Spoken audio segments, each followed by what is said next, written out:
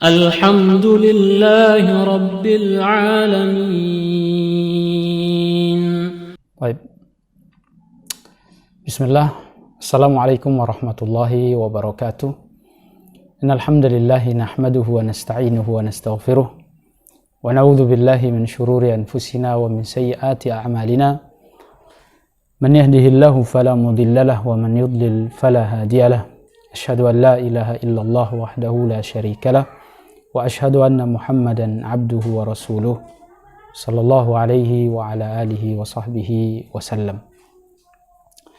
Teman-teman sahabat sunnah yang dimuliakan Allah subhanahu wa ta'ala, pada kesempatan sore hari ini kita kembali untuk melanjutkan kajian kita, pembahasan kitab Tauhid yang sudah kita laksanakan, kita lakukan pada kesempatan kali ini di pertemuan yang kedua, dan kita masih berada di bab yang pertama, dan pembahasan kita terkait definisi tauhid yang sudah kita sampaikan pada kesempatan yang lalu. Kemudian sebelum itu kita bahas biografi singkat penulis Syekh Muhammad bin Abdul Wahhab At-Tamimi rahimahullahu ta'ala. Lalu kemudian kita masuk dalam pembahasan definisi tauhid, kemudian beberapa ayat atau 2 ayat yang telah kita sampaikan terkait dengan landasan pentingnya belajar tauhid dan pengaruh kita mempelajari tauhid ini.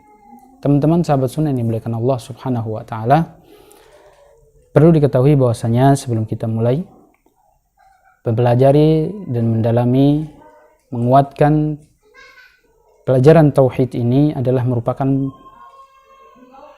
permasalahan ilmu yang sangat penting dari seluruh ilmu.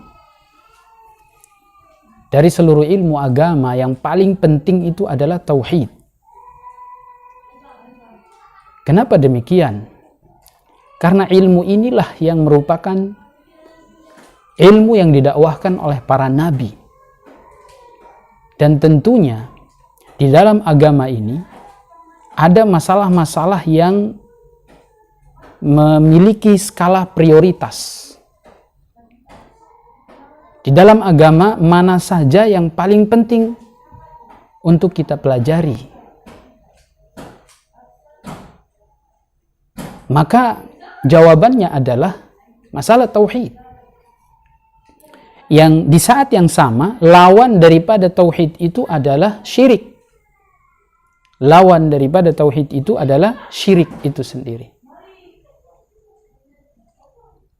Maka 2 masalah ini adalah merupakan masalah yang sangat penting untuk kita pelajari, untuk kita ketahui. Karena ini adalah juga merupakan kunci keselamatan, kebahagiaan seseorang di akhirat. Itu yang sangat penting. Masalah tauhid ini. Seseorang mempelajari agama tanpa didasari dengan pemahaman tauhid yang kuat, maka ilmu yang dia pelajari itu fikih, sekalipun dia menguasai fikih, maka ini tidak akan berarti jika dia masih keliru, salah di dalam memahami dan mempraktekkan tauhid. Percuma dia belajar ilmu agama yang kalau seandainya tauhidnya bobrok, dia masih terjerumus pada kesyirikan. Karena kita mempelajari tauhid ini adalah untuk menyelamatkan diri kita daripada praktek-praktek kesyirikan.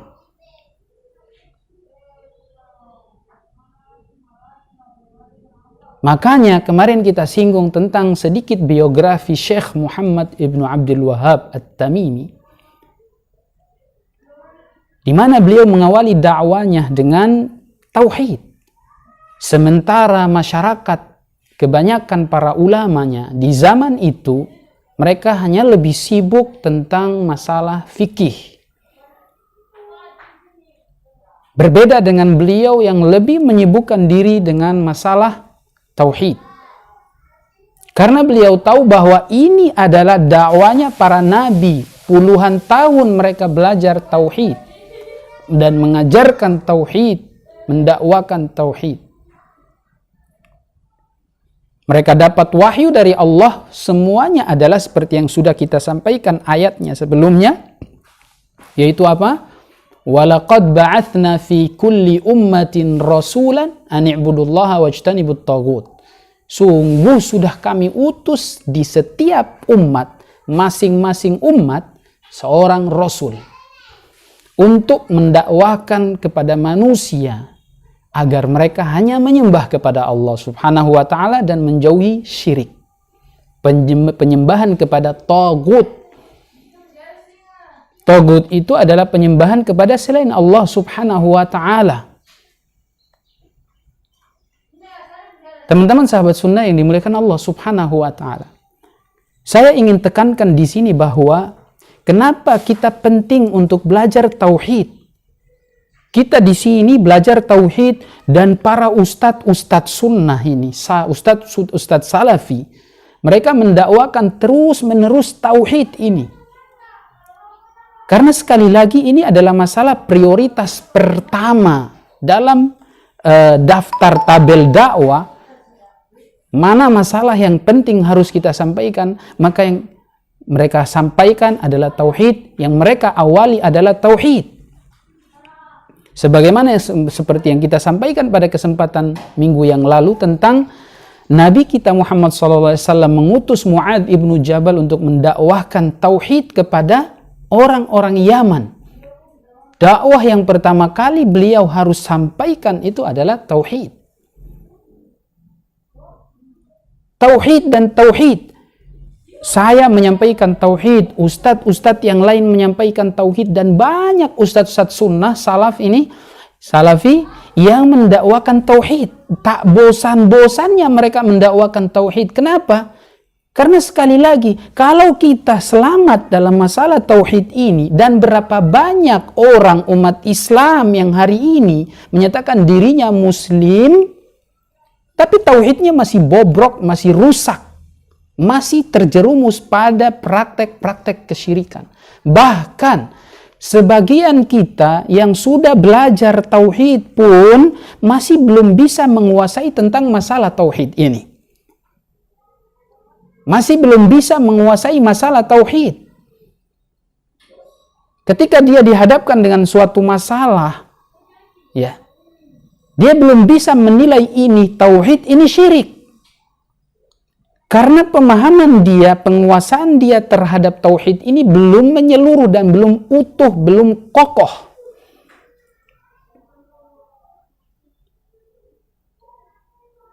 Masih ada juga sedikit praktek-praktek kesyirikan yang mengintai sebagian teman-teman kita yang mungkin dia sudah belajar tauhid. Dan kalaupun kita sudah faham, sekalipun kita sudah faham tauhid, tidak ada salahnya, dan bahkan tauhid yang kita pelajari pun itu masih tetap dalam prioritas yang pertama. Masih tetap dalam urutan prioritas pertama. Kenapa? Karena Nabi kita Muhammad sallallahu alaihi wasallam sampai mengatakan akhwafu ma akhafu alaikum asyirkul asghar.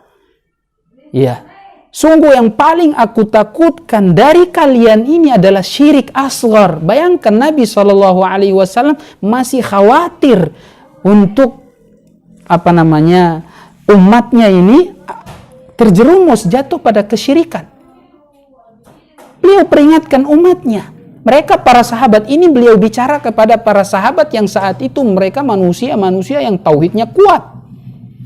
Tapi beliau masih mengingatkan kepada mereka dan umatnya secara umum agar jangan sampai mereka terjerumus pada kesyirikan.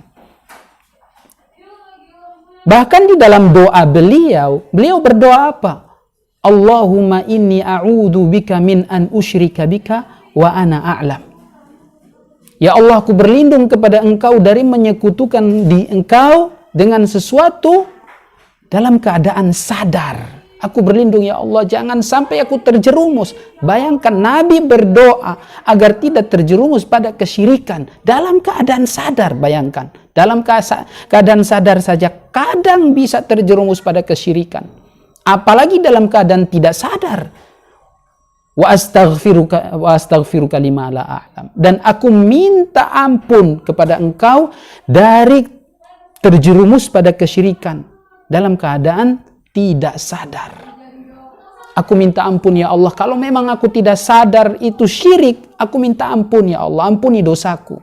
Subhanallah, Nabi kita Muhammad sallallahu alaihi wasallam pun berdoa dengan doa yang sangat kuat, sangat luar biasa untuk penjagaan dirinya. Walaupun kita tahu tentunya Nabi tidak mungkin melakukan kesyirikan.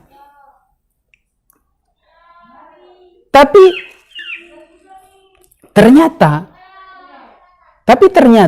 Nabi Shallallahu Alaihi Wasallam berdoa. Bahkan kalau kita lihat di beberapa hadis, dan nanti insya Allah akan kita dapatkan ada sebuah hadis yang beliau Al-Imam Muhammad bin Abdul Wahab menyebutkan di dalam kitab Tauhid ini.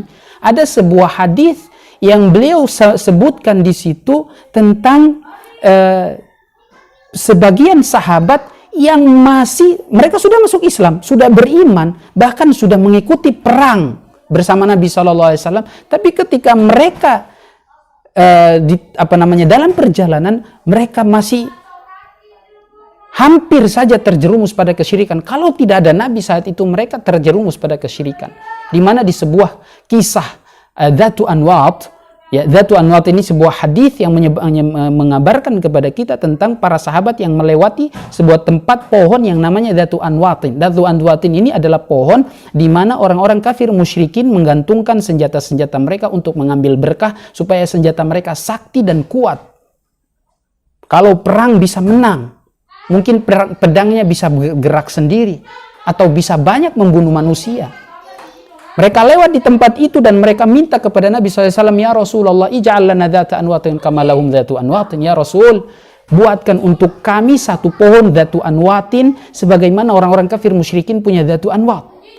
Maka Nabi SAW mengatakan, innaha sunan, Allahu Akbar, innakum qaumun tajhalun. Ini benar-benar praktek kebiasaan orang-orang umat terdahulu. Kalian memang bodoh. Sampai Nabi mengatakan, kalian bodoh. Innahu kama qala qaumu Musa li Musa. Ini ucapan sama dengan ucapan kaumnya Nabi Musa kepada Nabi Musa. Apa ucapan mereka? Mereka mengatakan, ya Musa ij'al lana ilahan kama lahum ilah. Ya. Ij'al lahum alihah kama lahum ilah. Ya. Ya Musa, buatkan untuk kami satu Tuhan sebagaimana mereka punya Tuhan.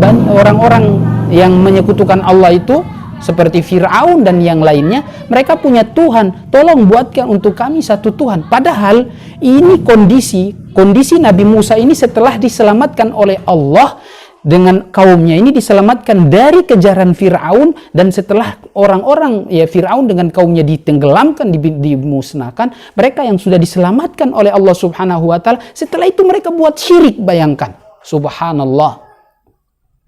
Itu sangat sadis sekali. Makanya Nabi Musa mengatakan, innakum qaumun tajhalun, kalian ini bodoh. Dan ucapan ini diulangi oleh Nabi SAW, mengatakan kepada para sahabatnya, kalian ini bodoh, seperti perkataannya kaumnya Nabi Musa kepada Nabi Musa. Teman-teman yang dimakan Allah Subhanahu wa Ta'ala, inilah pentingnya kita belajar tauhid. Karena bisa jadi kita bisa terjerumus kepada kesyirikan. Kita tidak sadar. Nabi Ibrahim alaihissalam sampai berdoa, wa junubni wa baniya an na'budal asnam. Ya Allah, selamatkan aku, jagalah aku, ya, dan keturunanku, anak cucuku dari menyembah kepada patung. Subhanallah. Nabi Ibrahim berdoa supaya diselamatkan dari penyembahan kepada selain Allah Subhanahu wa Ta'ala. Maka teman-teman yang dimuliakan Allah, ini adalah sebagai muqaddimah dari materi kita tentang pentingnya mempelajari tauhid dan tidak bosan-bosannya kita belajar tauhid. Kenapa? Karena kalau tauhid kita ini baik, teman-teman yang dimuliakan Allah, kalau tauhid kita ini baik, maka insya Allah Ta'ala kita akan jauh dari kesyirikan. Kita akan jauh daripada bid'ah. Kita akan jauh dari maksiat. 3 ini, kalau tauhid kita bagus, maka kita selamat dari syirik, dari bid'ah, dari maksiat. Ya, nanti kita akan bahas apa hubungannya maksiat dengan tauhid, apa hubungannya bid'ah dengan tauhid, dan apa hubungannya syirik dengan tauhid. Kalau syirik dengan tauhid sudah jelas hubungannya sangat erat. Kalau orang sudah bertauhid, pasti syirik akan hilang. Dan kalau orang sudah bertauhid, dia akan jauh dari perbuatan-perbuatan bid'ah. Kenapa? Karena dia akui bahwasanya yang membuat syariat ini adalah Allah Subhanahu wa ta'ala. Maka tunduk kepada Allah, patuh kepada aturan Allah, itu merupakan bentuk dari praktek tauhid dia kepada Allah Subhanahu wa ta'ala. Kemudian, kalau dia tauhidnya baik, maka dia akan terhindar dari berbagai macam dosa maksiat. Karena dia tahu bahwasanya yang melarang dirinya itu adalah Allah Subhanahu wa ta'ala. Yang melarang manusia untuk meninggalkan perbuatan-perbuatan haram, dosa-dosa itu adalah Allah Subhanahu wa ta'ala. Dan ketika dia meninggalkan larangan-larangan tersebut, dia sudah mempraktekkan tauhid kepada Allah Subhanahu wa ta'ala. Tunduk kepada Allah Subhanahu wa ta'ala. Maka sebenarnya umat ini kalau kita bina dari untuk membenahi tauhid mereka, maka insya Allah aman. Insya Allah umat generasi ini akan baik. Dan kita tidak akan baik kalau kita tidak kembali kepada jalan generasi umat terdahulu. Nah, dan para sahabat generasi salaf. Imam mengatakan, la yasluhu akhiru hadhil ummah ila bima saluha biha awwaluha.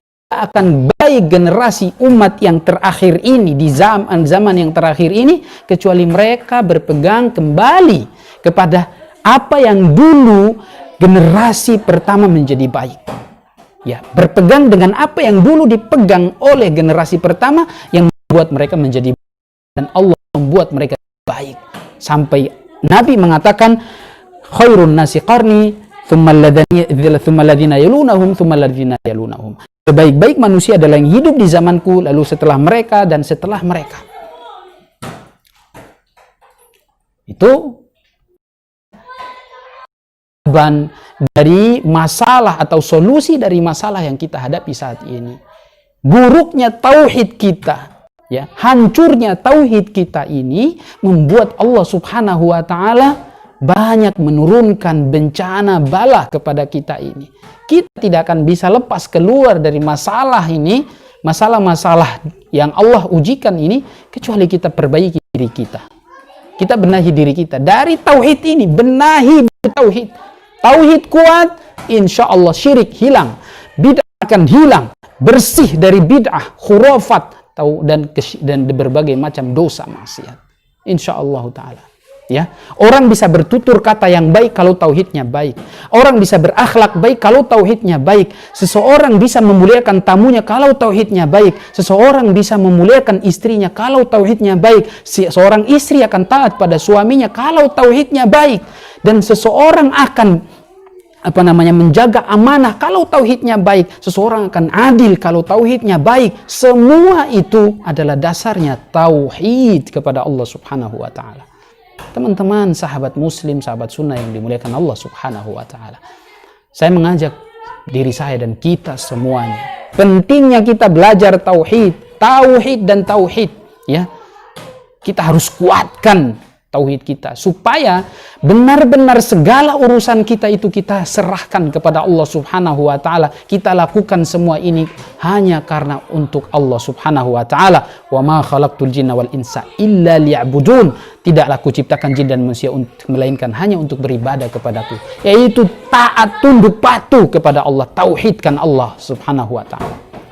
Itu adalah muqaddimah dari kajian kita pada kesempatan kali ini, dan insya Allah kita akan mulai melanjutkan materi kita yang berkaitan dengan tauhid, yang minggu lalu kita sudah menyampaikan beberapa ayat atau 2 ayat, dan sekarang kita lanjutkan ayat yang ketiga, di surat Al-Isra.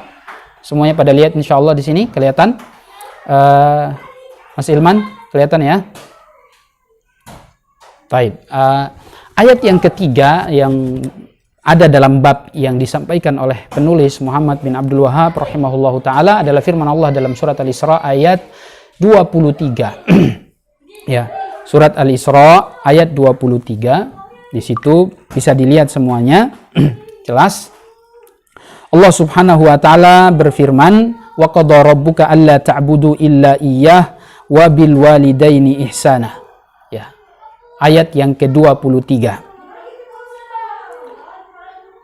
Yang artinya adalah dan Tuhanmu telah menetapkan, artinya telah mewajibkan alla ta'budu illa iyyah, agar engkau tidak menyembah kecuali hanya kepadanya, dan wabil walidaini ihsana, dan wajib bagimu untuk berbakti kepada kedua orang tuamu. Wajib bagimu untuk berbakti kepada orang tuamu. Surat Al-Isra ayat 23. Dan lanjutan ayat tersebut Allah Subhanahu wa taala mengatakan, imma yablughanna 'indakal kibara ahaduhuma aw kilahuma fala taqul lahumā uffin wa la tanharhumā. Ya. Dan apabila kedua orang tuamu, salah satu dari kedua orang tuamu telah berusia senja, sudah tua renta, atau kedua-duanya, maka jangan pernah engkau mengatakan jangan pernah engkau mengatakan wala tanharhuma, dan jangan pernah engkau membentak mereka, wa qul lahumā qawlan karīmā, dan katakan kepada mereka perkataan yang mulia, perkataan yang menyejukkan hati, perkataan yang membahagiakan mereka. Wakhfid lahuma, di ayat yang ke-24 Allah katakan, wakhfid lahuma janaha dhulli minar rahmah wa qur rabbirhamhuma kama rabbayani shaghira, dan rendahkanlah dirimu di hadapan mereka berdua, tundukkanlah kecongkakanmu, kesombonganmu, semua itu rendahkan di hadapan orang tuamu, dan selalulah ucapkan, ya Allah, ampunilah, rahmatilah kedua orang tuaku sebagaimana mereka berdua telah merahmati aku, menyayangi aku ketika aku masih kecil. Teman-teman sahabat sunnah yang dimuliakan Allah Subhanahu wa taala, Allah mengatakan di sini ada dua masalah besar, yaitu perintah untuk hanya menyembah Allah Subhanahu wa taala. Allah mengatakan telah Allah wajibkan untuk hanya menyembah kepada Allah Subhanahu wa taala. Dan kita sudah bahas tentang apa itu ibadah. Ibadah itu apa? Ibadah itu adalah seperti yang didefinisikan oleh Al-Imam Ibnu Taimiyah rahimahullahu taala, yaitu huwa ismun jami' likulli ma yuhibbuhullahu wa yardah, yaitu nama yang mencakup segala apa yang dicintai dan diridhai oleh Allah Subhanahu wa taala minal aqwali wal af'al, dari berupa perkataan dan perbuatan zahir wal batin, yang zahir maupun yang batin, yang zahir yang tampak maupun yang tidak tampak oleh mata. Ada amalan zahir, ada amalan batin, yaitu amalan hati. Semua itu adalah ibadah. Jangan pernah, ya, Allah mengatakan sembahlah hanya kepada Allah Subhanahu wa taala. Maka semua ibadah tersebut yang berupa perkataan, perbuatan yang zahir maupun yang batin, yang dicintai oleh Allah, yang diridhai oleh Allah Subhanahu wa taala, dengan catatan ibadah itu adalah dicintai dan diridhai oleh Allah. Ya, bukan seenaknya kita beribadah, tapi harus dengan syarat, dengan catatan Allah cintai, Allah ridhai. Kapan Allah cintai dan Allah ridhai sebuah ibadah? Yaitu ketika ibadah tersebut berlandaskan Quran atau hadis. Karena tidak mungkin Allah ridhai, Allah cintai ibadah tersebut kalau tidak ada landasannya dari Allah. Karena memang ibadah itu datang dari Allah. Allah menciptakan kita untuk menyembah Allah, dan ibadah itu sudah diatur oleh Allah Subhanahu wa taala. Maka setiap yang diatur oleh Allah itu pasti dicintai dan diridhai oleh Allah tabaraka wa taala. Maka sembahlah Allah dengan apa-apa yang diridhai oleh Allah, yang dicintai oleh Allah Subhanahu wa taala, baik dengan berupa ibadah perkataan, ibadah perbuatan yang zahir maupun yang batin.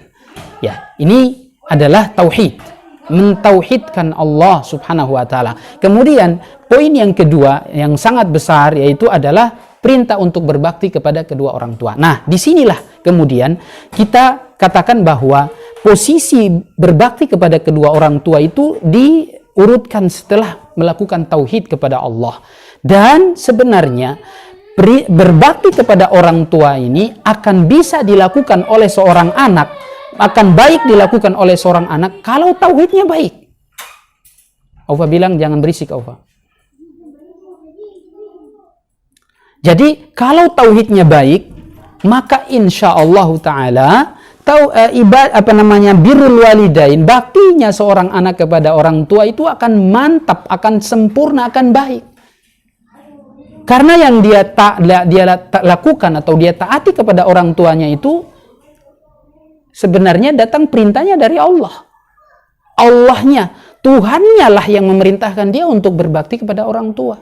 Sehingga inilah pengaruh daripada tauhid seseorang. Kalau tauhidnya baik, dia pasti akan bakti kepada orang tua. Dia tidak akan mungkin mengatakan dia tidak akan mungkin memaki orang tuanya, dia tidak akan mungkin memukul orang tuanya, dia tidak akan mungkin menyiksa orang tuanya atau mungkin membunuh orang tuanya. Naudzubillah min dzalik. Karena dia tahu bahwa bakti kepada orang tua adalah ibadah yang mulia, yang urutannya setelah beribadah mentauhidkan Allah tabaraka wa ta'ala. Teman-teman, sahabat sunnah yang dimuliakan Allah subhanahu wa ta'ala. Ya, hari ini kita bisa saksikan bahwasanya banyak di antara kita umat Islam yang tidak peduli dengan masalah bakti kepada orang tua. Padahal bakti kepada orang tua ini adalah ibadah yang sangat mulia. Di saat yang sama, kalau seseorang tidak berbakti kepada orang tua, berarti dia durhaka. Dan durhaka kepada orang tua ini dosa besar. Ya. Di suatu hadis ya diriwayatkan oleh Imam Al-Bukhari dan Imam Muslim dari sahabat Abu Bakrah radhiyallahu anhu bahwasanya Rasulullah Shallallahu Alaihi Wasallam pernah bertanya kepada sahabat-sahabatnya, "Ala unabbiukum bi akbaril kabair? Maukah kalian aku ceritakan, aku beritahu dosa yang paling besar?" Maka Nabi bertanya 3 kali nih, "Ala ukhbirukum au ala unabbiukum bi akbaril kabair?" Ala unabbiukum bi akbaril kabair? Maukah kalian aku kabarkan dosa yang paling besar? Maukah kalian aku kabarkan dosa yang paling besar? Para sahabat mengatakan, "Bala ya Rasulullah, tentu ya Rasulullah." Maka Nabi mengatakan, "Al-isyraku billah wa uququl walidain." Menyekutukan Allah dan mendurhakai kedua orang tua. Ya, mendurhakai kedua orang tua. Dan Nabi SAW kemudian setelah itu dia duduk bersandar. Baru beliau mengatakan, "Wa qaulaz zur," dan berkata dusta. Perkataan dusta. Perkataan dusta. Dulu ini adalah dosa besar. Dan Nabi terus mengulang-ulang ini, kalimat ini. Ya, dosa besar ini yang beliau sebutkan. Maka teman-teman, sahabat muslim, sahabat sunnah yang dimuliakan Allah subhanahu wa ta'ala. Kita diperintahkan untuk berbakti kepada orang tua. Allah katakan di situ, "Wala taqul lahuma uffin." Jangan pernah engkau katakan kepada orang tuamu. Ya. Ketika engkau mengatakan itu berarti engkau sudah durhaka dan itu dosa besar. Ya, itu dosa besar. Apalagi sampai membentak mereka. Engkau mengeluarkan kata-kata yang menyakiti hati mereka. Engkau telah berbuat dosa besar. Maka berusahalah sebaik mungkin untuk menyenangkan hati orang tua. Membahagiakan mereka.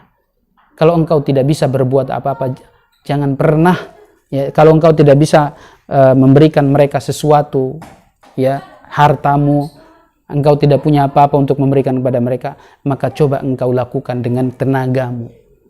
Ya, dengan tenagamu engkau membahagiakan mereka, bantu mereka. Apalagi di sini pembahasan orang tua sudah usia senja, mereka sudah renta. Pada kondisi seperti itulah mereka butuh dengan bantuanmu, kasih sayangmu, ya, perlindunganmu, kebersamaanmu bersama mereka. Jangan lebih engkau dahulukan urusan dirimu atau urusan istrimu atau urusan anakmu, lalu engkau sepelehkan, engkau telantarkan orang tuamu.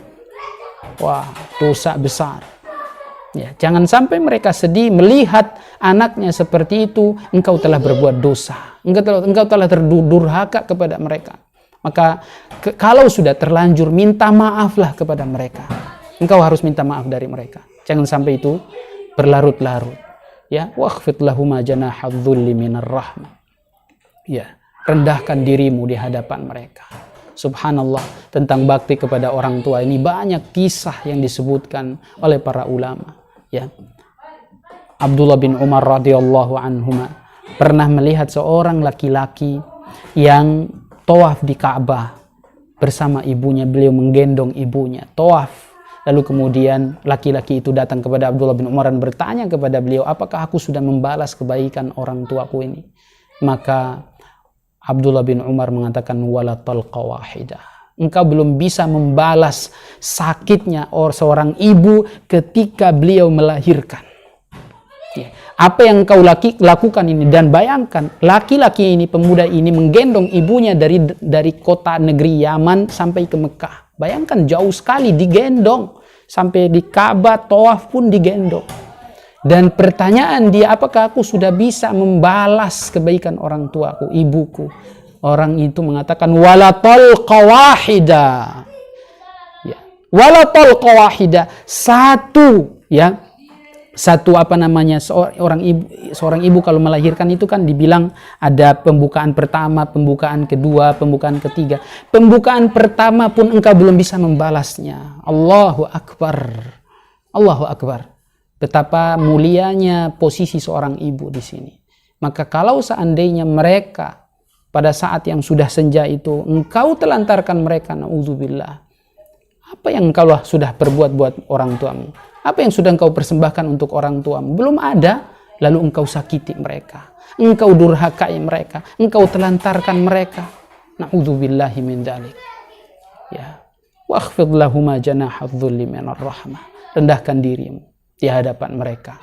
Ya, banyak cerita tentang birrul walidain yang mungkin pada kesempatan kali ini mungkin tidak bisa kita sampaikan semuanya. Saya hanya ingatkan kepada kita semuanya bahwasanya orang tua kita adalah jalan untuk menuju surga, ya, jalan untuk menuju surga. Ridho mereka adalah ridho Allah Subhanahu wa taala. Rasulullah mengatakan ridho Allah tahta ridhol walidain. Ridho Allah di bawah ridhonya orang tua, bapak dan ibu. Jika mereka ridho, maka selamatlah engkau. Dan jika mereka murka, engkau tidak akan selamat. Engkau tidak akan selamat. Engkau kaya dengan harta, engkau bermewah-mewah, engkau bersenang-senang dengan anak istrimu, dan engkau lupa orang tuamu. Berapa banyak orang-orang jahil tentang masalah ini, yang mereka jatuh pada dosa besar ini. Kasihan. Mereka tidak tahu itu dosa besar. Dan kalau orang tua tidak ridho, engkau tidak akan selamat. Engkau tidak akan selamat. Maka minta maaflah, minta ampunlah kepada Allah Subhanahu wa taala, dan minta maaflah dari orang tuamu. Minta ridho mereka. Jangan engkau rampas harta mereka. Seharusnya engkau berikan hartamu pada mereka. Teman-teman, sahabat sunnah yang dimuliakan Allah Subhanahu wa taala. Banyak hadis yang menunjukkan tentang wajibnya berbakti pada orang tua. Maka cukup itu saja. Mudah-mudahan kita bisa memahaminya, ya. Semoga bisa menjadi pengingat buat kita yang masih punya orang tua, agar segera dia bertobat dan berbakti pada orang tuanya. Dan kalau orang tuanya sudah meninggal, banyaklah berdoa kepada Allah. Semoga Allah memaafkan mungkin kesalahan-kesalahan kita dan kelalaian kita selama ini yang tidak memuliakan dan berbakti pada orang tua. Poin atau ayat yang keempat pada firman Allah Subhanahu wa taala surat An-Nisa, yaitu ayat yang ke-36, ya, surat An-Nisa ayat 36. Allah mengatakan wa'budullaha wa la tusyriku bihi syai'a, dan sembahlah Allah Subhanahu wa taala dan janganlah engkau sekutukan Allah dengan sesuatu apapun, ya, janganlah engkau sekutukan Allah dengan sesuatu apapun. Di sini ada dua masalah. Satu, perintah untuk mentauhidkan Allah, dan perintah larangan untuk menyekutukan dengan apapun. Tidak boleh, ya. Syai'an di sini, kata-kata syai'an, wa'budullaha, sembahlah Allah, artinya tauhidkan Allah, wala tusyriku bihi syai'a, dan janganlah engkau sekutukan dia, Allah subhanahu wa ta'ala, dengan sesuatu. Syai'an, sesuatu di sini dalam bahasa Arab itu maknanya umum. Syai'an dalam bentuk nakirah itu umum, mau dia manusia, mau dia batu, mau dia pohon, mau dia malaikat, mau dia nabi, tidak boleh, siapapun dia, tidak boleh kita sekutukan Allah dengan makhluk-makhluk ini. Mau dia orang soleh, apalagi orang tidak soleh, ya, apalagi binatang, apalagi pohon, para malaikat saja, para nabi saja, makhluk-makhluk yang mulia itu, kita tidak boleh menyekutukan Allah dengan mereka. Maksudnya gimana? Maksudnya jangan sampai kita misalnya datang ke kuburan Nabi, lalu kita minta ampun di situ, atau minta rizki di situ, minta kesembuhan di situ. Itu tidak boleh. Tidak boleh. Apalagi cuman manusia biasa yang bukan Nabi. Sahabat pun tidak boleh. Datang kepada kubur misalnya, mohon maaf ya, di daerah Jazirah Arab di sana kan banyak kuburan para sahabat. Bahkan ada kuburan para nabi, konon katanya itu kuburan para nabi. Yang naudzubillah, kebanyakan umat Islam, ya. Kebanyakan umat Islam, mohon maaf, Indonesia saja ketika mereka datang pergi umroh, ya, ke Palestina, ikut Palestina kemana, mereka ziarah tempat-tempat kuburan, lalu mereka di situ duduk berdoa meminta keberkahan dari kuburan tersebut. Naudzubillah, itu syirik. Kebanyakan umat Islam mengatasnamakan Islam, tapi syirik mereka masih belum tahu. Mohon maaf, kita jatuh pada kesyirikan. Walaupun ibadah kita banyak, mau sholat, puasa, sedekah, haji berulang-ulang, Anda berbuat syirik, semua amalan Anda itu gugur. Allah subhanahu wa ta'ala mengatakan, la in asyrakta la yahbatanna amaluk. Kalau engkau berbuat syirik, amalmu gugur, terhapus semuanya, tidak ada yang diterima. Yang bilang ini Allah. Tapi kita banyak yang meremehkan masalah tauhid, masalah syirik ini, karena mereka tidak tahu, kejahilan. Maka kita penting belajar dan menguatkan hati kita ini, iman kita ini, agar kuat dalam tauhid, dijauhkan dari kesyirikan. Ya. Ada orang yang sudah faham ini syirik, ini adalah tauhid, dia tidak bisa meninggalkannya. Karena memang, ya maksudnya orang sudah tahu, bukan sudah paham, sudah tahu, tapi dia belum mampu untuk meninggalkannya. Karena belum dikuatkan, karena masih ragu-ragu, masih belum yakin bahwa ini syirik, ini tauhid. Tidak bisa bedakan. Dia masih ikut-ikutan. Maka terus kita ulang dan ulang. Ya. Teman-teman yang dimuliakan Allah, dalam surat An-Nisa ayat 36 di situ Allah katakan wa'budullaha wa la tusyriku bihi syai'a. Dan perintah setelah itu banyak lagi, wabil walidaini ihsana, dan berbaktilah kepada kedua orang tua, wabidzil qurba, berbuat baik kepada kerabatmu, wal yatama, para yatim, ya, wal masakin, berbuat baik kepada para miskin, wal jari dzil qurba, tetangga engkau yang dekat, wal jaril junubi was sahibi bil jan, dan sahabat dekatmu, yaitu istri engkau, was sahibi bil jan, wabnis sabil, seorang musafir yang kehabisan bekal di tengah jalan, wama malakat aimanukum, kepada budak-budak kalian berbuat baiklah kepada mereka. Innallaha la yuhibbu man kana mukhtalan fakhura. Sesungguhnya Allah tidak menyukai orang-orang yang menyombongkan diri mereka.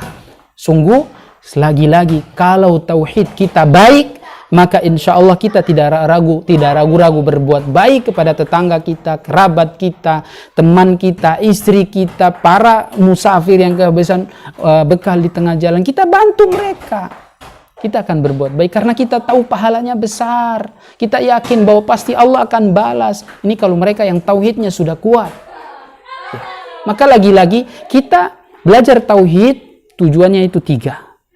Ya, bukan cuma kesyirikan yang kita jauhi, bukan cuma bid'ah yang kita jauhi, tapi juga meninggalkan dosa-dosa maksiat, ya, menjalankan perintah Allah Subhanahu wa taala.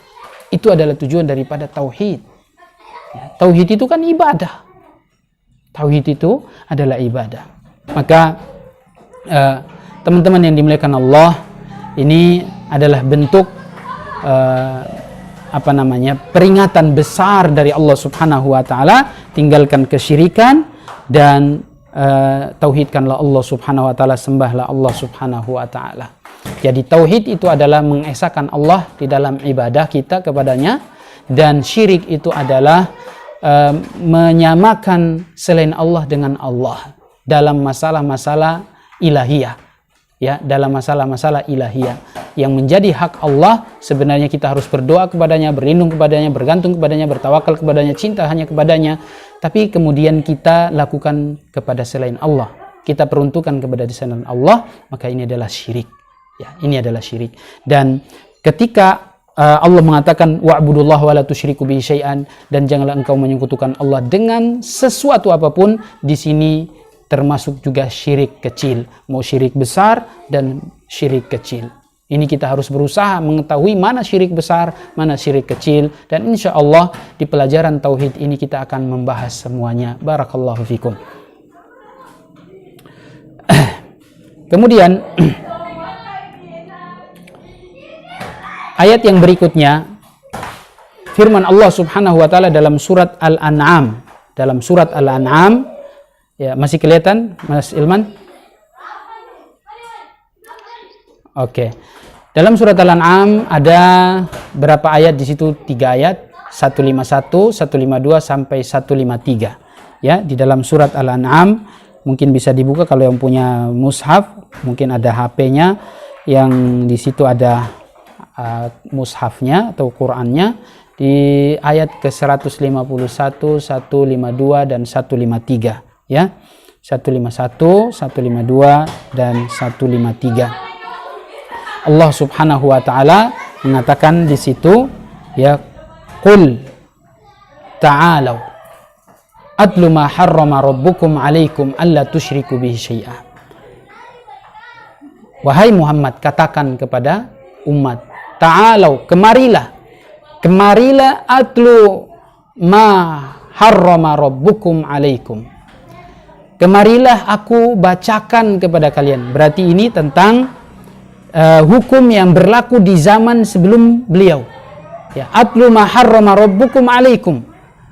Atau Nabi berkeinginan ingin membacakan kepada mereka hukum yang Allah turunkan kepada Muhammad ini, yang sudah tertulis di dalam ayat, di dalam firman-Nya, yang dianggap oleh orang-orang musyrikin bahwa ini adalah hanya sekedar cerita-cerita saja, dongeng-dongeng saja.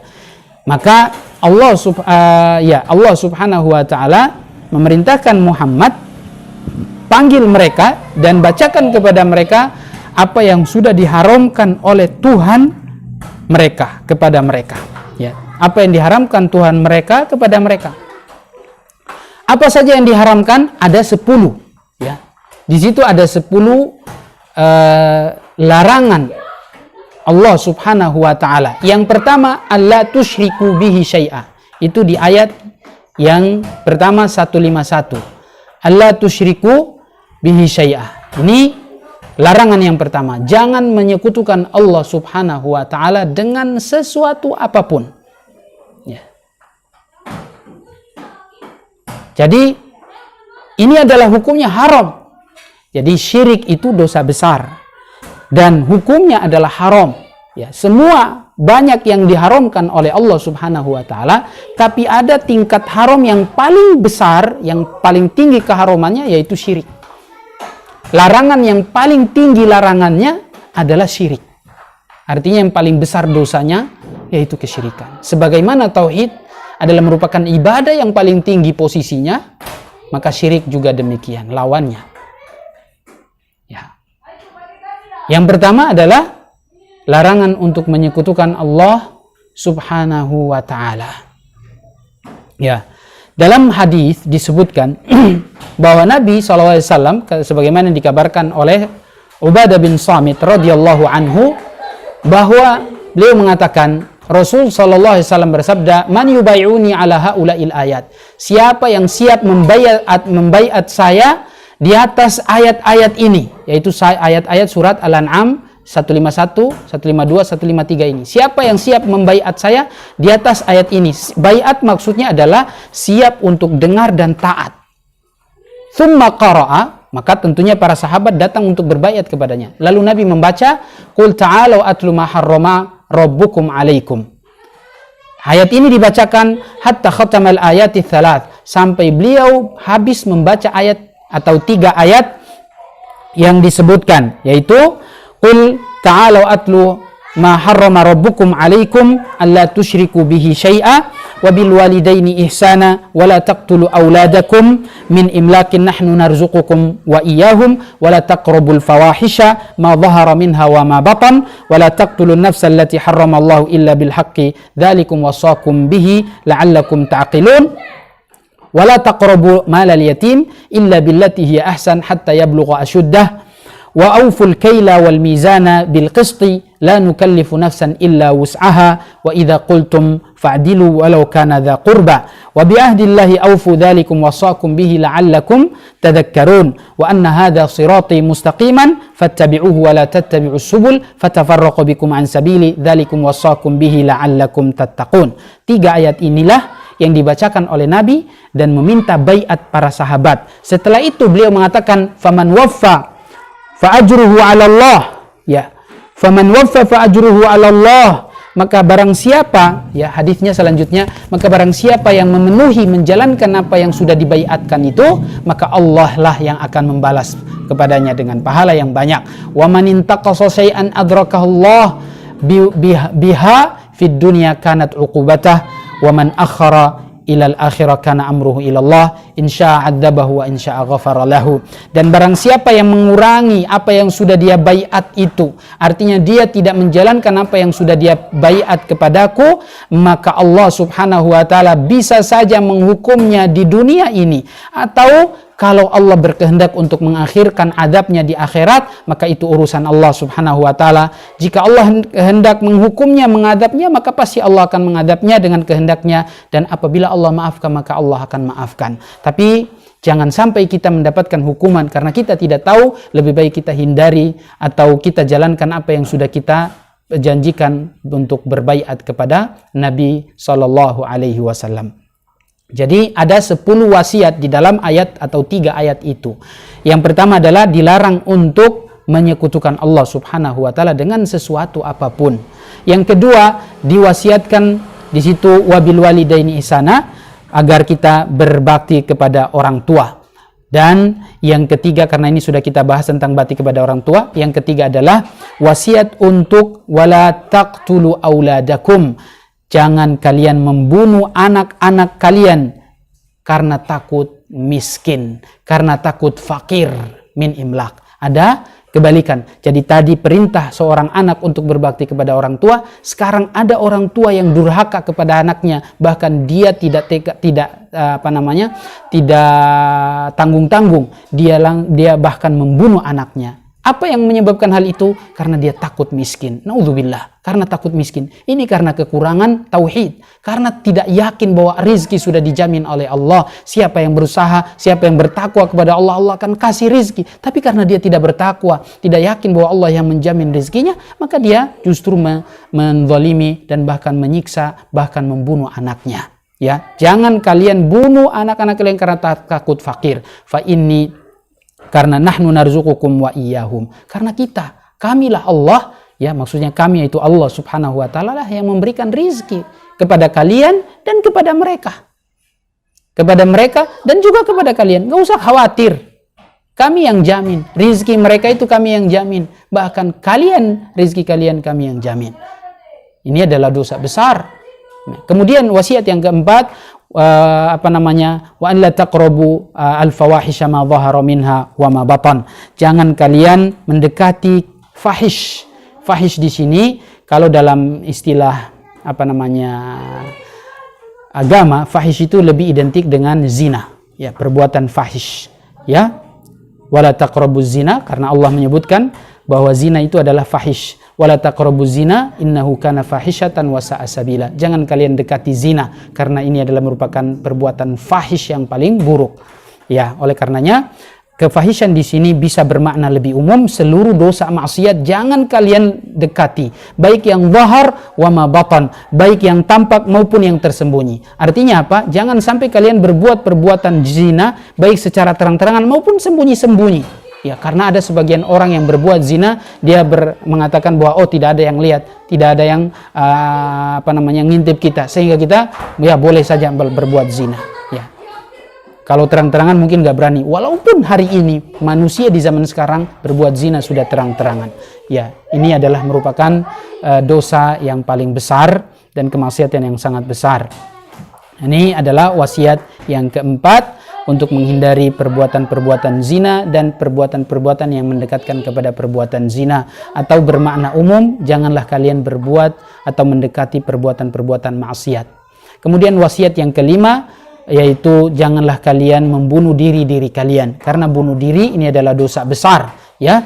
Barang siapa yang membunuh diri, maka dia akan dihukum dengan apa yang dia lakukan di dunia. Bagaimana dia membunuh dirinya, maka seperti itu juga adabnya di akhirat. Dia kalau bunuh diri dengan pedang, maka dia akan tersiksa di akhirat sana, di neraka, dengan terus menusuk dirinya dengan pedang. Kalau dia ikat dirinya dengan tali, dia gantung dirinya, maka dia akan tersiksa dengan itu di akhirat kelak. Kalau misalnya dia minum racun, maka dia akan disiksa dengan terus minum racun, sehingga dia tersiksa terus dengan itu. Ya, dia justru tersiksa dengan itu, dan seterusnya. Kemudian wasiat yang berikutnya adalah jangan kalian mendekati harta anak-anak yatim. Jangan makan harta anak yatim, karena ini perbuatan dosa besar. Memakan harta anak yatim adalah dosa besar. Tapi kebanyakan orang yang menanggung anak yatim, mereka tidak peduli. Mereka kemudian makan harta anak yatim ini dengan sesuka-sukanya.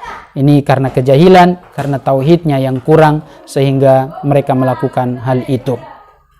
Wa auful kaila wal mizana bil qist, dan penuhilah timbangan-timbangan. Wasiat yang ketujuh, ya, wa auful kaila, perintah untuk memenuhi timbangan dan takaran dengan adil. Jangan sampai kita berbuat zalim. Kalau kita menimbang, timbanglah dengan adil. Kita jual kepada orang, timbanglah dengan adil, ya. Kita membeli juga demikian. Semua kita lakukan dengan keadilan. Dan ini banyak kecurangan yang terjadi di zaman sekarang ini. Orang dagang bisnis tidak peduli dia mau curang mau tidak, yang penting dia untung banyak, katanya seperti itu. Padahal keuntungan yang dia dapatkan dari hasil kecurangan itu tidak berkah, ya. Karena Nabi SAW sudah mengatakan hal itu, ya. Ada dua orang apabila berjual beli, melakukan akad, ya, lalu mereka saling jujur di dalam dagangan tersebut. Yang penjual jujur, yang pembeli juga jujur, dia menerima hal itu. Kemudian mereka lakukan transaksi itu, maka burika lahuma fi bai'ihima. Jual beli mereka diberkahi oleh Allah Subhanahu wa taala. Tapi kalau mereka sama-sama tidak jujur, penjual tidak jujur, pembeli juga tidak jujur. Artinya penjual tidak jujur di sini adalah dia tahu barang itu bagus tapi dia bilang, "Oh, tidak bagus." Akhirnya dia minta turunkan harga. Ini juga tidak jujur, nggak boleh. Jadi bukan hanya sekedar pedagang yang diminta untuk jujur, tapi pembeli juga harus jujur. Dia sudah tahu barang bagus, dia bilang tidak bagus. Akhirnya si penjual down. Akhirnya dia turunkan harga. Dia tahu padahal di luar sana mungkin lebih jelek. Dia punya yang sekarang ini lebih bagus daripada yang lain.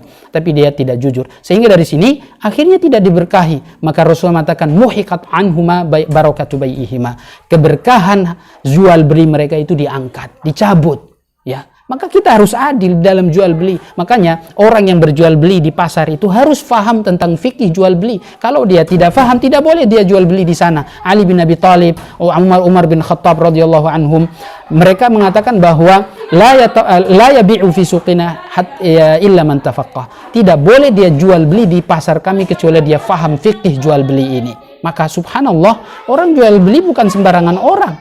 Dia harus faham agama, ya. Karena inilah kehancuran dunia kalau di pasar saja tidak berkah. Makanya Di pasar itu memang banyak kezaliman. Sampai-sampai Nabi SAW mengatakan tempat yang paling dibenci oleh Allah Subhanahu wa Ta'ala itu adalah pasar. Karena di sana banyak kezaliman, kecurangan, ketidakadilan, riba dan macam-macam.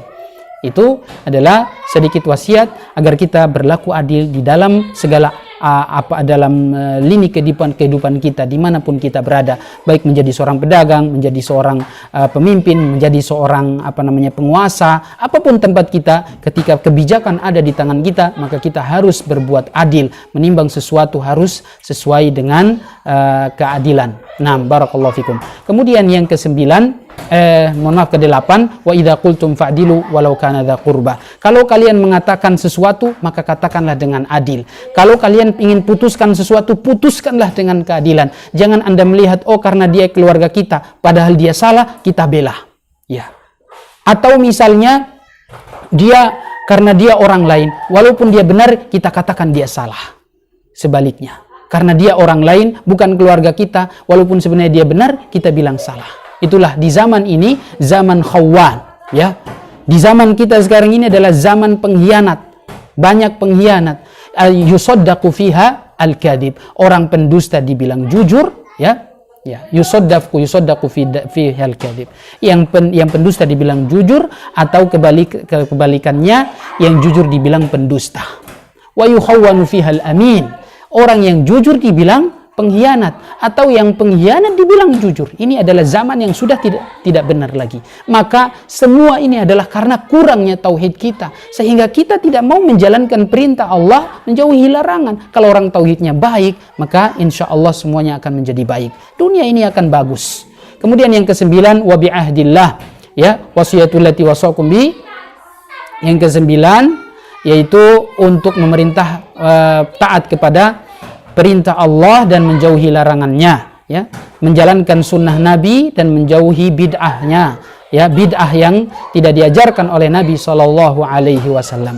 Ini adalah wasiat yang ke-9, berpegang teguh kepada agama ini. Yang ke-10 ditutup dengan wa anna hadza sirati mustaqiman fattabi'uhu, dan inilah jalanku, maka jalanku yang lurus, maka ikutilah. Jalanku yang lurus, maka ikutilah. Wala tattabi'us subul fatafarraqu bikum an sabili, dan janganlah kalian mengikuti jalan-jalan yang banyak itu, yang kemudian akan mencerai-beraikan kalian, akan memisahkan kalian dari jalan yang lurus tadi, akan menjauhkan kalian dari jalan yang lurus tadi. Karena di jalan yang bengkok tadi, yang banyak itu, di situ ada syaitan yang selalu mengajak manusia mengikuti jalan itu. Jalan yang lurus untuk menuju surga Allah Subhanahu wa Ta'ala itu cuma satu, ya, cuma satu. Ibadah banyak, tapi ibadah itu dilandasi dengan kitabullah yang membuat jalan itu lurus. Ibadah banyak, tapi semuanya dilandasi oleh sunnah, oleh hadis Nabi SAW, sehingga akan membawa kita kepada surga Allah Subhanahu wa Ta'ala.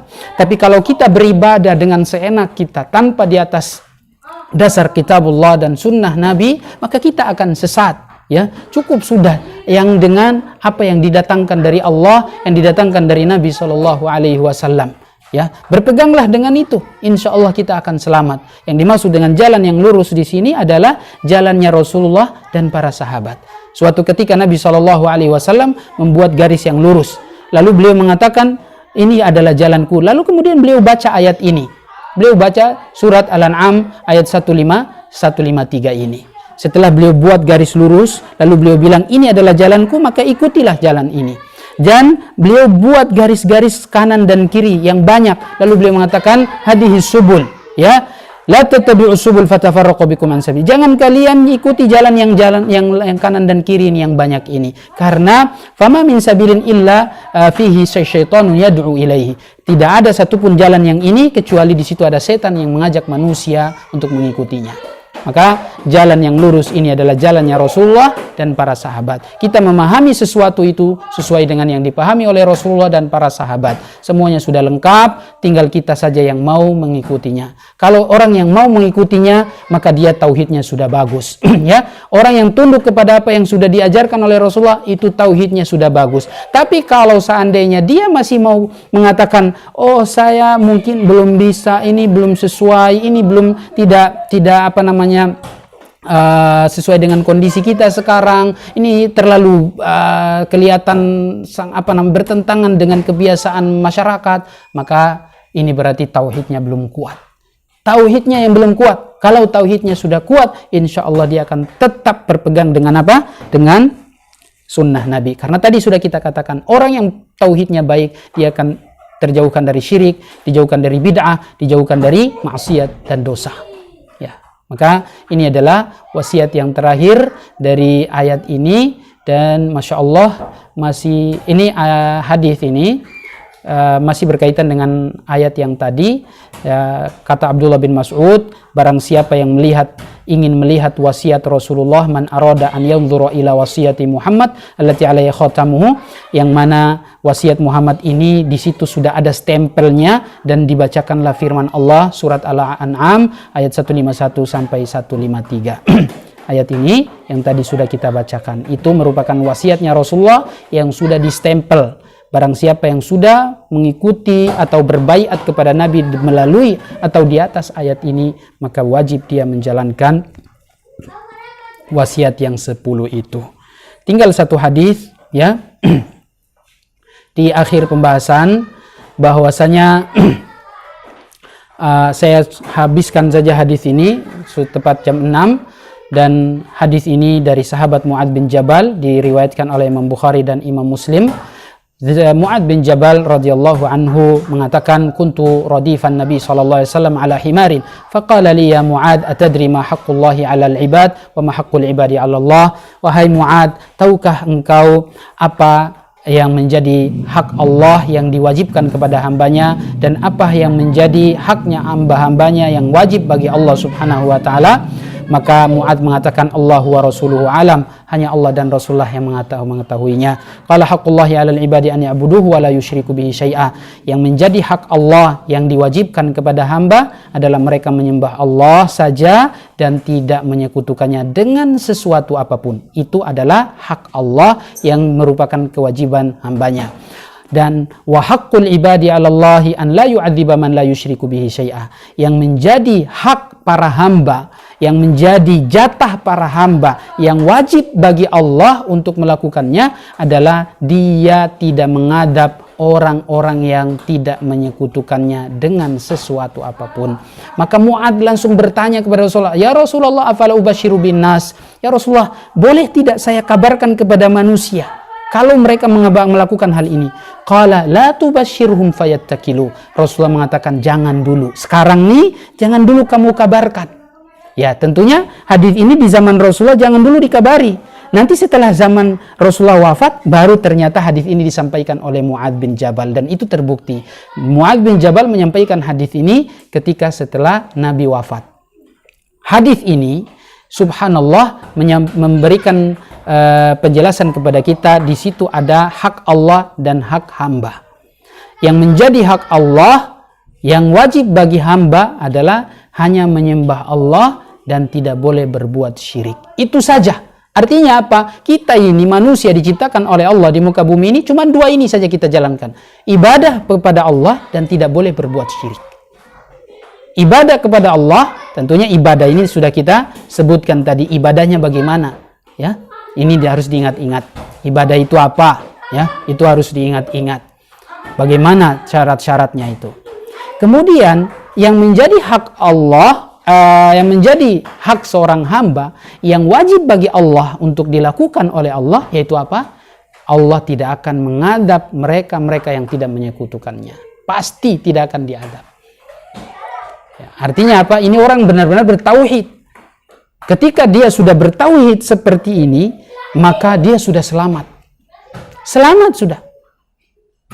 Tapi kata Rasulullah, jangan kamu kabarkan ya Mu'adz kepada manusia. Nanti mereka cuma berharap dengan ini, mereka tidak berlomba untuk melakukan amal soleh yang lain. Ya. Artinya apa? Jangan sampai yang sunnah-sunnah ditinggalkan supaya kita berlomba di situ. Kalau masalah ibadah, artinya ibadah di sini kan semua yang diwajibkan itu pasti ibadah. Nah, ibadah itu kalau sudah dijalankan oleh seorang hamba dan dia menjauhkan diri dari kesyirikan, maka dia selamat. Ya. Kata Mu'adz, ya Rasulullah, aku kabarkan kepada manusia supaya mereka dengan modal ini saja, boleh nggak?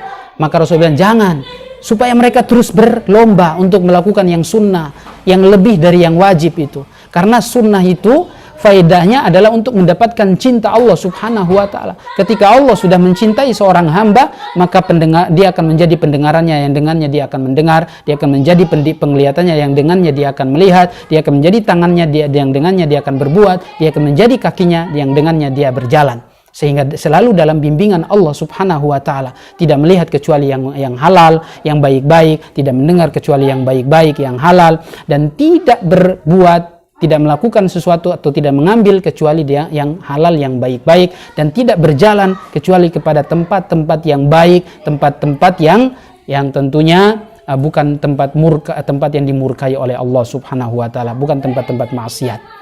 Ya, ini adalah praktek daripada tauhid, ya, praktek daripada tauhid kita kepada Allah subhanahu wa ta'ala.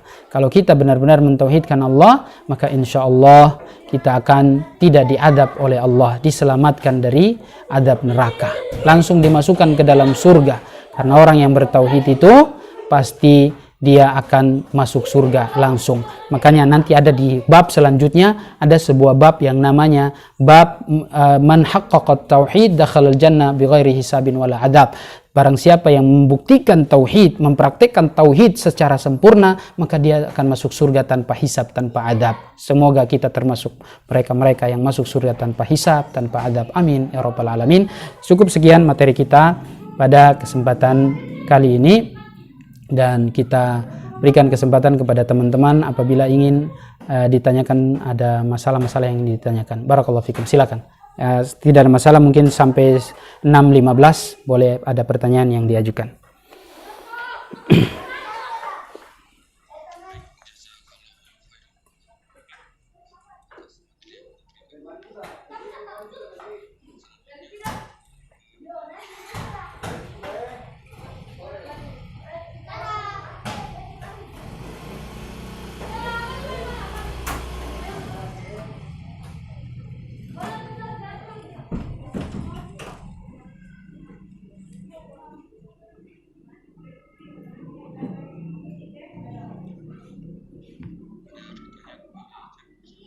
Oke, ya.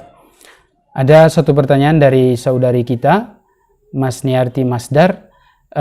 Bismillah, Assalamualaikum. Mengenai birrul walidain yang dibahas tadi, Ana ingin bertanya, Ana mempunyai seorang ayah yang berusia lanjut dan sudah sering sakit-sakitan. Bagaimana cara Ana berbakti kepada beliau sedang Ana dan beliau tinggal terpisah, yang qadarullah sangat jarang untuk Ana menjenguk beliau. Ya, untuk seorang anak perempuan yang tentunya ketika dia sudah menikah, maka dia sudah berada di bawah kekuasaan atau di bawah tanggung jawab suaminya. Maka ketika dia ingin berbakti kepada orang tuanya, maka dia minta izin kepada suaminya agar bisa berbakti, berbuat baik kepada orang tuanya. Mungkin ada sedikit perbuatan yang mungkin ingin dilakukan kepada orang tuanya. Gak apa-apa minta izin kepada suaminya. Kalau suaminya faham, kalau suaminya tahu masalah pentingnya berbakti juga kepada orang tua, walaupun sebenarnya dia lebih wajib berbakti atau Anda lebih wajib berbakti taat kepada suami, namun tidak ada salahnya untuk berbakti kepada orang tua di kesempatan dia masih ada, masih hidup. Ya, apalagi ketika misalnya tidak ada anak yang lain kecuali kita, maka mintalah, insya Allah dengan kerendahan hati suaminya, mudah-mudahan diiyakan. Karena memang dulu di zaman kisah di zaman sahabat, di zaman Rasul Shallallahu Alaihi Wasallam, ada seseorang yang pergi berjihad atau dia pergi keluar, sementara dia tinggalkan istrinya dan mertua dari istrinya, maksudnya bapak dari istrinya ini sakit, sampai kemudian suaminya itu dia sudah berwasiat kepada istrinya, yang laki-laki ini berwasiat kepada istrinya untuk tidak keluar dari rumah kecuali dengan izin saya. Nah, karena memang di zaman itu tidak ada handphone, tidak ada apa-apa, jadi sehingga tidak ada telepon-teleponan. Ketika suaminya telah safar, telah pergi, istrinya di rumah dan dia mendengar bapaknya sakit. Dia tidak bisa keluar karena dia sedang mengikuti perintah suaminya untuk tidak keluar rumah. Subhanallah, istri yang taat, yang patuh pada suaminya. Sampai bapak dari perempuan ini meninggal dan dia tidak menjenguk bapaknya. Lalu kemudian setelah itu dia pulang suaminya, dan tentunya bapaknya ini sudah meninggal. Lalu kabar ini sampai kepada Rasul Shallallahu Alaihi Wasallam, dan Nabi Shallallahu Alaihi Wasallam mengatakan tentang masalah ini bahwa perempuan ini dia di surga, ya, dia masuk surga karena dia taat kepada suaminya, tapi tidak dikatakan dia durhaka kepada orang tuanya, ya. Masya Allah, itu sangat luar biasa. Tapi tidak ada salahnya untuk seorang suami, kalau seandainya dia tahu orang tuanya sakit atau mertuanya sakit, maka dia izinkan istrinya untuk menjenguk atau mendatangi orang tuanya ini. Ya, walaupun sebenarnya seorang istri dia wajib untuk taat kepada suaminya. Apa kata suami? Dan dalam hal ini seorang istri tidak durhaka kepada suaminya sebagaimana dalam kisah tersebut. Hadis ini diriwayatkan oleh Imam At-Tabrani dalam Mu'jam Al-Kabir atau Mu'jam Al-Awsat kalau saya tidak salah ingat. Yang jelas ini riwayat Imam Tabrani dan disahihkan oleh para ulama, ya. Dan terkait masalah Mbak Mas Niarti ini, bagaimana caranya untuk berbakti kepada orang tua sementara tinggal berjauhan dan dia sudah sakit-sakitan? Maka kita berusaha, coba kita lihat mungkin ada waktu yang tepat untuk bisa menjenguk orang tua, bisa melihat, nengok sebentar, minta izin dari suami. Kalau memang tidak bisa sama sekali, Anda banyak berdoa saja untuk orang tua. Ya, mudah-mudahan bisa difahami hal itu. Insya Allah dengan cara itu saja. Ya, kalau memang suami Anda melarang, sebenarnya tidak mengapa Anda taati suami selama suami Anda adalah orang yang saleh, suami yang taat, rajin beribadah juga. Tapi kalau suaminya misalnya juga orang yang tidak kenal ibadah, tauhidnya juga bermasalah, maka tidak mungkin yang seperti ini Anda bisa diskusi sama suami, Anda bisa bahas sama suami tentang untuk berbakti kepada orang tua Anda. Ya, karena kewajiban yang lain masih disepelehkan nih. Jadi mungkin bisa dibicarakan bersama suami. Minimal tadi saya katakan banyak berdoa untuk orang tua, atau melalui perantara mungkin kita kirimkan obat, ya, kita kasih sesuatu ke orang tua, kirim uang untuk dibelikan obat, atau kita langsung kirim obat ke orang tua melalui perantara. Itu saja, wallahu alam bishawab. Ya, kemudian pertanyaan selanjutnya, Assalamualaikum Ustaz, kalau orang tua kita menyuruh kita bekerja di tempat kerja, ada musik ya, Masya Allah, ada musik ya, bukan pakai shin. Apakah kita harus taat kepada orang tua karena tempat kerja anak adalah salah satu lembaga yang dipimpin oleh orang tua anak, ataukah ada solusi lain Ustaz? Ya, ini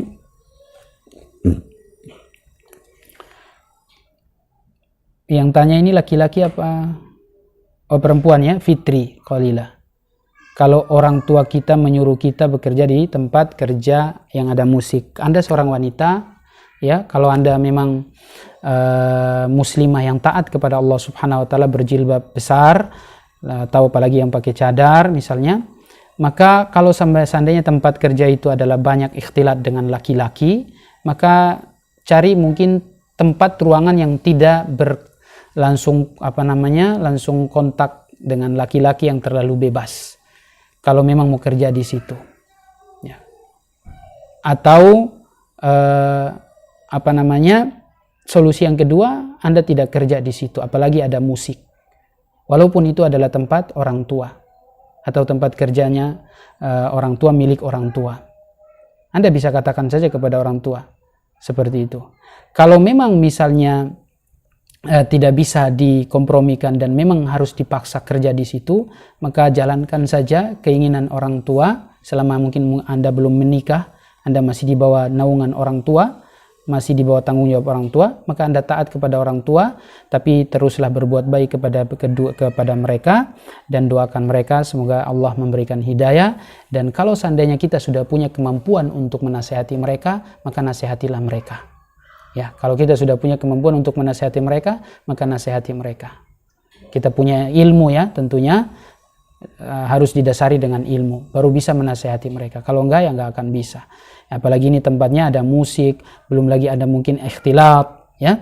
Maka lebih baik kita tinggalkan tempat atau tidak kerja di tempat itu saja. Ya.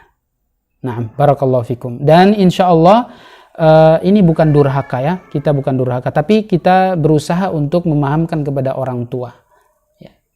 Karena banyak masalah di situ tadi, ada ikhtilat ya, bercampur dengan laki, kemudian ada musik ya, komunikasi yang terlalu bebas yang banyak orang menyepelekan hal itu, dan hati ini lemah ketika terus kita ini bersinggungan dengan maksiat, maka hati akan terus melemah. Apalagi kita jauh dari kajian, tidak banyak membaca dan mendengar kajian-kajian, maka bisa lama kelamaan kita akan terjerumus kepada perbuatan dosa, dan kita akan naudzubillah bisa berujung kepada kesyirikan dan kekufuran. Barakallahu fikum. Ini yang bisa kita jawab dari pertanyaan ini, dan kita cukupkan 2 pertanyaan ini karena waktu kita yang sudah habis. Saya akhiri materi ini, dan insya Allah kita jumpa lagi di pertemuan yang berikutnya. Kita tutup dengan doa kafaratul majlis. Subhanakallahumma bihamdika asyhadu an la ilaha illa anta astaghfiruka wa atubu ilaik. Assalamualaikum warahmatullahi wabarakatuh.